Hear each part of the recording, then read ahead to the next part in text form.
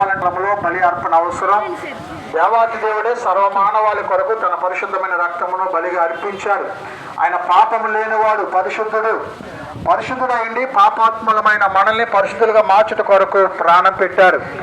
మరి ప్రాణం పెట్టి సమాధి చేయబడి మరలా మూడవ దినాన్ని తిరిగి లేచాడు పునరుద్ధానుడై. పాపమును జయించినవాడు, మరణమును జయించినవాడు, చరిత్రలో ఒక్కరుగా కనబడుతున్నవారు ఆయనే యేసుక్రీస్తు ప్రభువారు. కాబట్టి ఆయన మరలా ఒక దినాన్ని రాబోతూ ఉన్నారు పునరుద్ధానుడై. ఆయన మేఘం వెనుక రాబోతూ ఉన్నారు. ఎవరైతే ఆయన విశ్వసిస్తారో, ఆయన తెలుసుకుంటారో, ఆయన మార్గంలో నడుస్తారో వారిని చంపం చేసుకునే దేవుడు. కాబట్టి ఈ వార్తను వింటున్న వారిలో ఎవరైనా ఇంకా ప్రభుని అంగీకరించండి.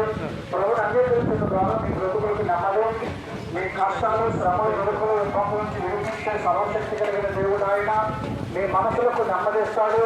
మీరు దేని కొరకైతే ఆయన దగ్గర ప్రార్థన చేస్తారో ఆ ప్రార్థనలన్నీ ఆలోచించి ఆయన మీకు సహాయం చేసే దేవుడు. మనుషులు సహాయం చేయలేకపోవచ్చు, కానీ మనం నమ్ముతున్నా మేము దేవుడు నీ యొక్క ప్రతి అవసరాన్ని తీర్చి నీకు సహాయం చేసే దేవుడు కనుక ఈ గొప్ప రక్షణ సువార్తను విడిచిపెట్టక అంగీకరించి ప్రభును తెలుసుకుని ఆయన ఇచ్చే శ్రేష్టమైన ఆశీర్వాదాలు, నిత్యరాజ్యాన్ని పొందుకోవాలని ప్రభు పేట తెలియచేస్తా ఉన్నాను. దేవుడు మీ కుటుంబాలను దీవించును గాక. అన్ని కొరకు చిన్న